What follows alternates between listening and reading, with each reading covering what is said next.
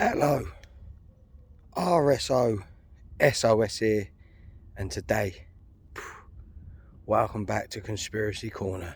And with all conspiracies, we always seem to come back to the original question, and that's all there seems to be, is a lot of questions, not a lot of answers.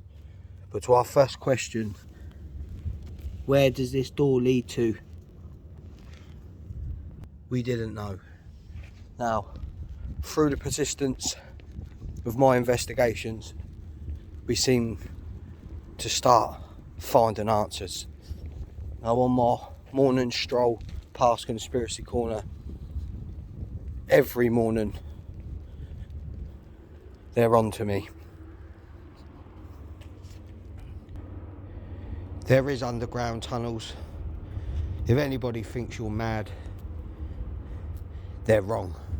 The door leads to an underground system. What they are trafficking, I'll leave that to your imagination. But that is a fucking tunnel. That is a Conspiracy Corner. And I'm Bob Sauce.